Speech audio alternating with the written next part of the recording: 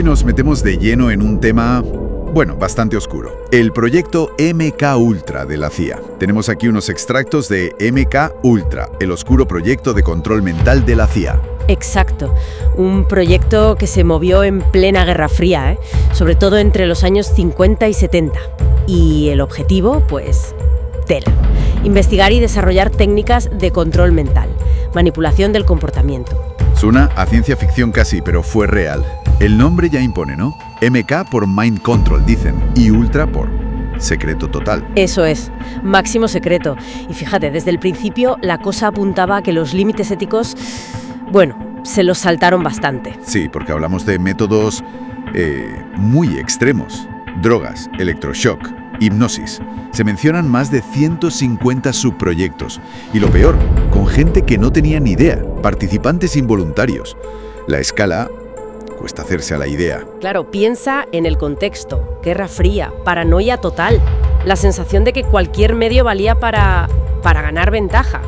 Y ahí una sustancia nueva, el LSD, llamó mucho la atención de la CIA, casi de inmediato. El LSD, ¿por qué precisamente esa droga? ¿Qué le veían? Pues creían que era como una especie de llave maestra para la mente. Pensaban que igual servía para alterar la conciencia, para forzar confesiones, borrar recuerdos o implantarlos. ¿Implantar recuerdos? Sí, o crear agentes durmientes, gente programada, o simplemente desestabilizar enemigos. Les parecía ideal, hacía efecto con muy poca cantidad, duraba mucho y sobre todo esa idea de que podía disolver el ego, romper la identidad. La disolución del ego. En manos de espías suena terrorífico.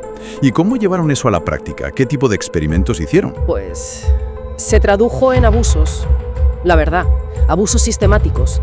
Dieron LSD y otras drogas sin que la gente lo supiera ni consintiera. A estudiantes, a pacientes de psiquiátricos, militares, presos. ¿Incluso a los suyos? Incluso a agentes de la CIA, que no sospechaban nada. Y luego está la famosa Operación Midnight Climax. ¿Qué era eso? Usaban pisos francos, una especie de burdeles montados por la CIA, donde drogaban a los clientes con LSD sin que se enteraran y, bueno, observaban sus reacciones. A escondidas, claro.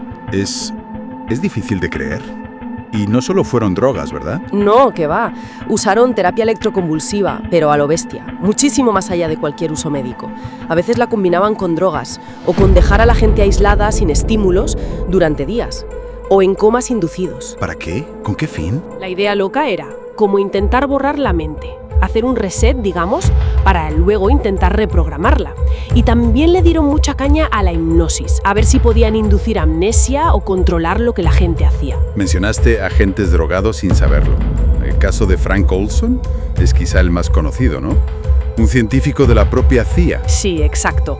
Olson murió al caer de una ventana de hotel en 1953. Pocos días antes le habían dado LSD sin decirle nada en una reunión de trabajo, un retiro.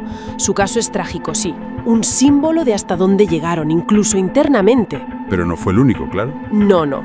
Hubo experimentos terribles y largos en cárceles. En Kentucky, por ejemplo, dieron el LSD a presos 77 días seguidos, imagínate. Y en hospitales psiquiátricos ni te cuento. Con prácticas así uno se pregunta quién estaba al mando. ¿Quién ideó todo esto? Pues mira, una figura clave fue Sidney Gottlieb. Era el químico jefe de MK Ultra. Un tipo complejo, por lo visto. Dicen que le interesaba el budismo, pero era el cerebro detrás de los métodos más crueles. ¿Y fuera de WEU? Sí, en Canadá. Hubo un psiquiatra, el Dr. Ewen Cameron, en Montreal. Se hizo famoso por sus técnicas de despatronamiento, decía él. Usaba cócteles de drogas, electroshocks brutales, comas inducidos, todo con financiación parcial de la CIA. ¡Qué horror! Y las víctimas deben ser muchísimas, la mayoría anónimas, supongo. Incontables, sí, nunca sabremos cuántas fueron. Pero algunos nombres sí han salido. Aparte de Olson, se ha relacionado con Ted Kaczynski, el Unabomber, que participó en unos estudios psicológicos muy intensos en Harvard, que algunos creen vinculados a MK Ultra. ¿De verdad? Sí. Whitey Bulger, el mafioso, dijo que le dieron LSD en la cárcel. Harold Blower murió por una inyección experimental que no consintió. Y, lo peor quizá, experimentos con niños huérfanos en Canadá. Pero, ¿cómo es posible que algo tan grande se mantuviera oculto tanto tiempo? ¿Cómo salió a la luz? El secretismo fue total durante décadas. Se destapó sobre todo en 1975 por el Comité Church del Senado de Estados Unidos.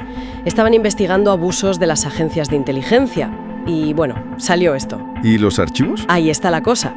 El director de la CIA en 1973, Richard Helms, había ordenado destruir casi todos los documentos de MKUltra. Un intento claro de taparlo todo. Vaya. Pero mira tú por dónde. En 1977 encontraron unas 20.000 páginas que se habían archivado mal. Aunque muchas estaban dañadas o censuradas, claro. Imagino el escándalo. ¿Qué consecuencias tuvo todo esto, más allá de la noticia? Pues profundas. Éticas y legales. Quedó claro que se habían violado derechos humanos básicos y toda ética médica. Hubo demandas, sobre todo en Canadá, por lo de Cameron, y se pagaron algunas indemnizaciones. Y, muy importante, impulsó cambios legales sobre cómo hacer experimentos con personas. El consentimiento informado, los comités de bioética, todo eso se reforzó mucho. Entonces, resumiendo, MKUltra es como un ejemplo extremo de hasta dónde puede llegar el poder sin control, ¿no? Usando la seguridad nacional como excusa para cometer barbaridades. Exactamente.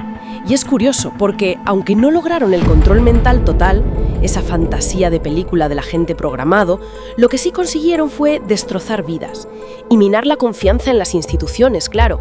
Quizás la lección es también sobre lo compleja que es la mente humana, que ni con esas burradas consiguieron dominarla del todo. Y para terminar, la fuente que manejamos deja una pregunta en el aire, un poco inquietante.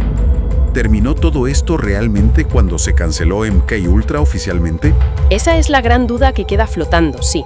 La fuente recoge especulaciones sobre si esas ideas de control, de influencia, simplemente han cambiado de forma. Se habla de tecnologías modernas, ¿no? El 5G, microondas, cosas así, o el uso masivo de psicofármacos. O incluso las redes sociales. Exacto. La fuente lo plantea como una especie de LSD digital, capaz de fragmentar la atención, de moldear cómo percibimos las cosas a gran escala. Nos deja pensando en las formas de influencia de hoy en día. Y claro, en qué secretos se perderían para siempre con todos esos documentos que destruyeron de MKUltra.